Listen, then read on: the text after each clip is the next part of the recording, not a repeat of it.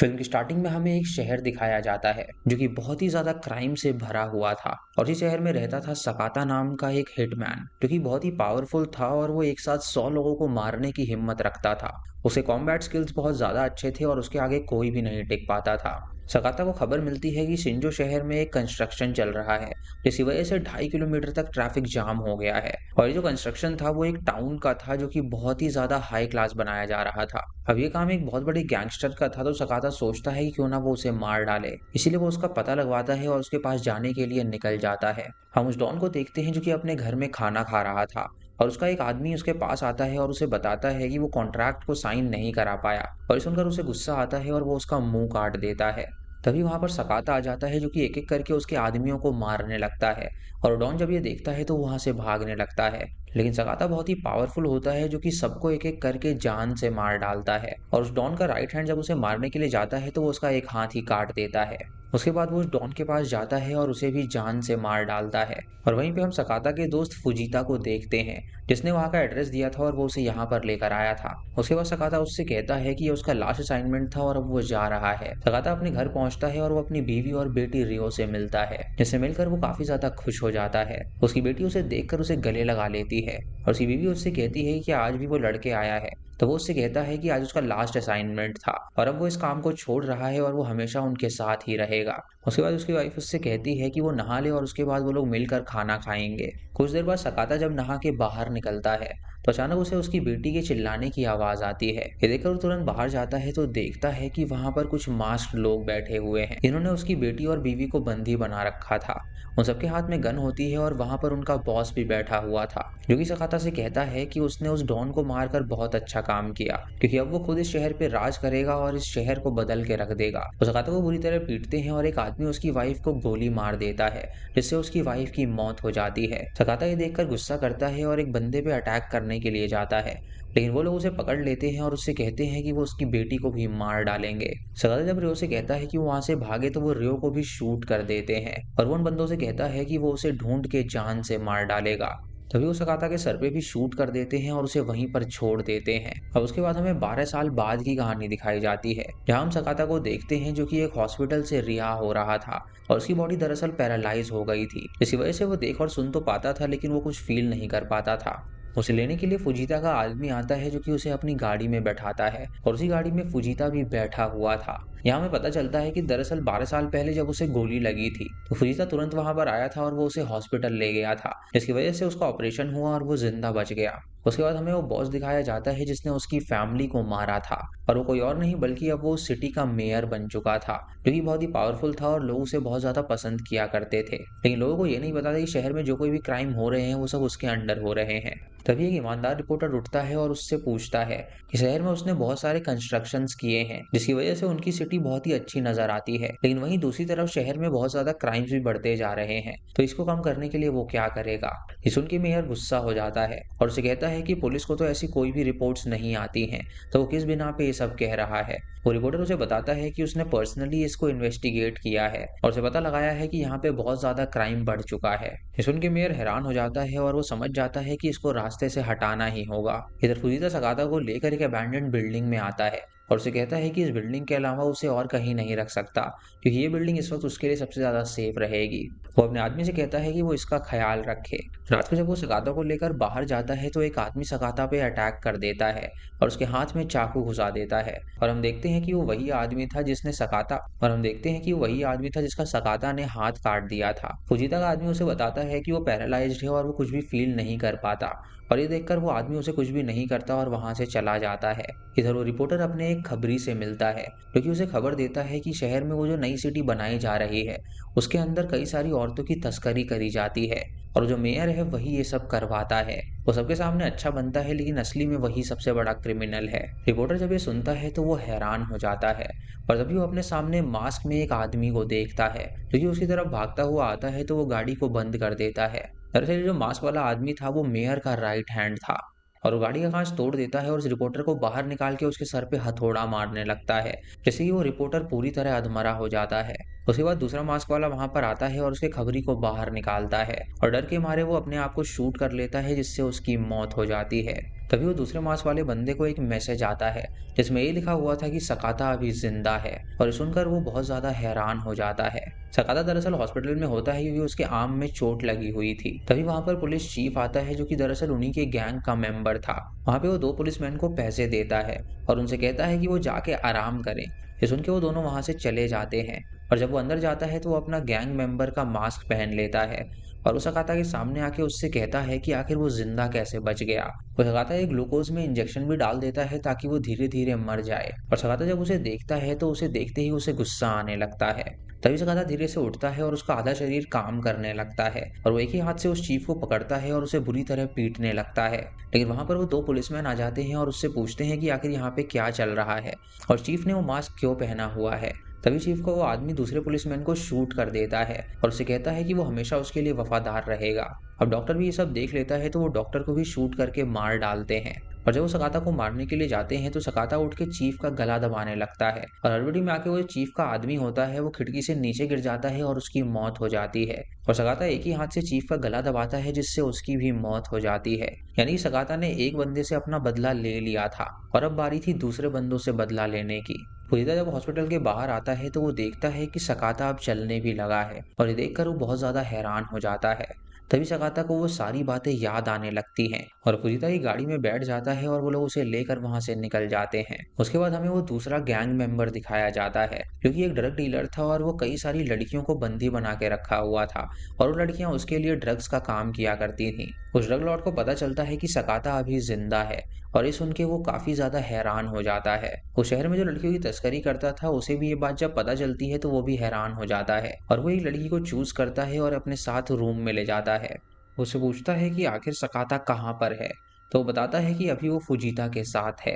यानी कि दोस्तों फुजीता भी उन्हीं के ग्रुप का मेंबर था और सकाता की बीवी और बच्चे के बारे में इंफॉर्मेशन उसी ने उन्हें दी थी। इसीलिए वो उसके घर में गए थे और उसके बीवी बच्चों को मार डाला था। लेकिन जब उसे गिल्टी फील हुआ तो वो सकाता के घर में गया और उसने उसकी जान भी बचाई। मेयर का राइट हैंड उसे खबर देता है कि सकाता अभी जिंदा है और ये सुन के मेयर काफी ज्यादा खुश हो जाता है और उसे कहता है कि दरअसल इस सिटी में अब डीमन आ चुका है तो उससे लड़ने का उन्हें बहुत ज्यादा मजा आएगा। सकाता एक जगह पर पहुंचता है और वहां पर वो उन पांचों लोगों को याद करने लगता है जिन्होंने पांच तरह के अलग मास्क पहने हुए थे और उनमें से वो एक बंदे को मार चुका था। फुजीता उसे बताता है कि अब दूसरे बंदे के मरने की बारी है। इसीलिए वो उन लोगों को खबर देता है कि सकाता को उसने मार डाला है और वो उसकी लाश लेकर वहां पर आ रहा है। उस ड्रग वाला बंदा होता है वो उसे अपने पास बुलाने लगता है और जब उसके आदमी उसकी लाश को देखते हैं तो वो उसे कचड़े में डाल देते हैं। और उसके बाद फुजीता अपने आदमी के साथ वहां से बाहर निकलने लगता है। सच तो ये था कि सकाता अभी जिंदा था और वो मरने की एक्टिंग कर रहा था और वो तुरंत उठता है और एक एक करके उन आदमियों को मारने लगता है। वो ड्रग लॉर्ड जब ये देखता है तो वो हैरान हो जाता है और वो अपने गार्ड को कहता है कि वो फुजीता को बाहर ना जाने दे। इसीलिए वो गार्ड फुजीता के ड्राइवर को शूट कर देता है और उसको भी गोली मार देता है। और जब वो गार्ड बाहर देखने के लिए जाता है कि फुजीता मरा या नहीं तो फुजीता उठ के उसे ही शूट कर देता है। लेकिन फुजीता को एक गोली लग गई थी जिससे कि वो जख्मी हो गया था। अब वो मास्क वाला ड्रग लॉर्ड तुरंत बाहर निकलता है और वो बिल्डिंग को ही ब्लास्ट कर देता है जिससे उसे लगता है कि सकाता मर चुका है। लेकिन तभी वो देखता है कि सकाता अभी जिंदा है जो कि बाहर आ गया है और वो उसे शूट करने वाला होता है। लेकिन तभी फुजीता अपनी गाड़ी से उसे कुचल देता है और सकाता से माफी मांगता है और उसे कहता है कि वो उसे जान से मार डाले क्योंकि उसने ही उसकी फैमिली के बारे में उन लोगों को बताया था। इस सुनकर सकाता गन उठाता है और फुजीता को शूट करके मार डालता है और उसके बाद वो उस ड्रग लॉर्ड को एक जगह पे ले जाता है और उसे बुरी तरह पीटता है। और ड्रग लॉर्ड उससे कहता है कि वो चाहे कितनी भी कोशिश कर ले वो कुछ भी नहीं उगलने वाला। और तभी उस ड्रग लॉर्ड के पास उसके बॉस का फोन आता है जहाँ पर वो मेयर सकाता से बात करता है और उसे कहता है कि उसे जान के हैरानी होगी कि उसकी बेटी अभी जिंदा है और वो अभी स्कूल में है और वो उनके गिरफ्त में ही है। तो अगर वो उसके आदमी को चोट पहुंचाएगा तो वो उसकी बेटी को चोट पहुंचाएंगे। ये सुन के सकाता को गुस्सा आता है और वो उस ड्रग लॉर्ड को जान से मार डालता है। उसके बाद हमें उसकी बेटी रियो को दिखाया जाता है जो कि इन मर्डर्स की खबर को न्यूज में देख रही थी। तभी वहां पर वो लड़कियों की तस्करी करने वाला बंदा आता है और उसने उससे झूठ कहा था कि दरअसल वो उसका पिता है लेकिन रियो पे उसकी गंदी नजर थी। तभी उसका बॉस का उसे कॉल आता है जो कि उससे कहता है कि अब समय आ चुका है क्योंकि सकाता नहीं रुकने वाला और वो उन लोगों से बदला लेकर रहेगा। इसलिए वो सतर्क रहे क्योंकि सकाता कभी भी उसके लिए आ सकता है। हम रियो को देखते हैं जो कि आर्चरी में बहुत ही एक्सपर्ट थी और उसका निशाना कभी भी नहीं चूकता था। इधर सकाता अपने एक पुराने पुलिस वाले दोस्त के पास पहुंचता है और उसका पुलिस वाला दोस्त उसे ढेर सारी इंफॉर्मेशन देता है और उसे बताता है कि कैसे वो लोग इस शहर को गंदा कर रहे हैं। उस इंफॉर्मेशन की वजह से उसे पता चल जाता है कि नेक्स्ट बंदा उसे कहाँ पर मिलेगा। इसीलिए वो उसकी बिल्डिंग में पहुंच जाता है और एक एक करके उन आदमियों को मारने लगता है। तभी वो ऊपर वाले फ्लोर पे पहुंचता है और रियो उसे देखकर छुप जाती है, क्योंकि उसे नहीं पता था कि दरअसल वो उसका पिता है। जब वो रियो की फोटोज देखता है तो वो काफी ज्यादा हैरान हो जाता है और समझ जाता है कि जरूर रियो यहीं पर मौजूद है। तभी वो क्रिमिनल वहां पर आ जाता है और उसे शूट करने वाला होता है, लेकिन जब वो देखता है कि रियो ये सब देख रही है तो वो उसके सामने नाटक करने लगता है और उससे कहता है कि वो उसे जाने दे। ये देखकर सकाता उसे बुरी तरह पीटने लगता है और तभी रियो उसके सामने आ जाती है, जिसके हाथ में तीर और धनुष था।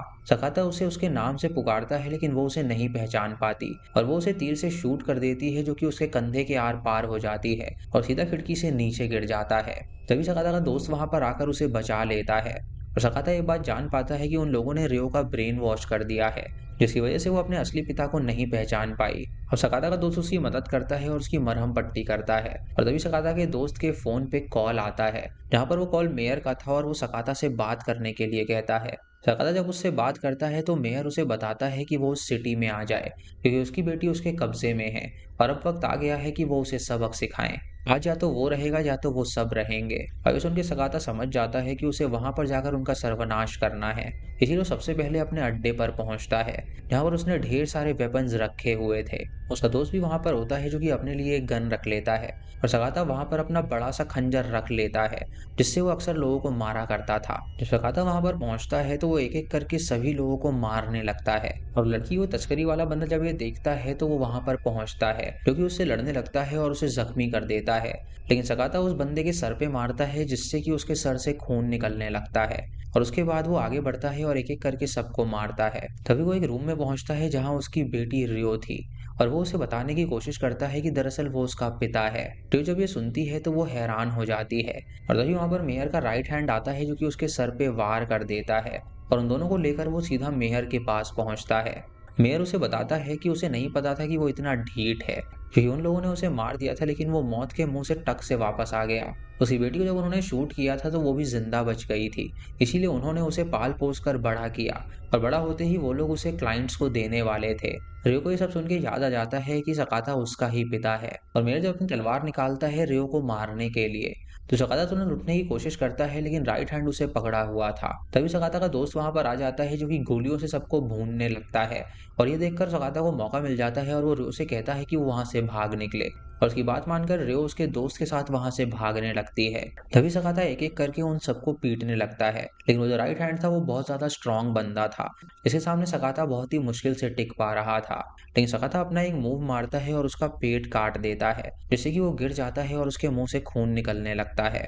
अब वहां पर मेयर आखिरी बचा हुआ था और जब वो देखता है कि उसका राइट हैंड भी जख्मी हो गया है तो वो उसका मास्क हटाता है और हम देखते हैं कि दरअसल वो हूबहू मेहर की तरह ही दिखता है। मेहर सकाता को बताता है कि दरअसल वो उसका जुड़वा भाई था और उनके पिता ने उन दोनों को ही लड़ना सिखाया था, लेकिन उसकी शक्ल बहुत ही बेकार थी, जिसकी वजह से उसके पिता उससे प्यार नहीं करते थे। इसीलिए उन दोनों ने मिलकर अपने पिता को ही जान से मार डाला था। इधर रियो जब भाग रही होती है तो उसे रियलाइज होता है कि वो अपने डैड को ऐसे नहीं छोड़ सकती, इसीलिए वो वापस वहां पर जाने लगती है अपने डैड को बचाने के लिए।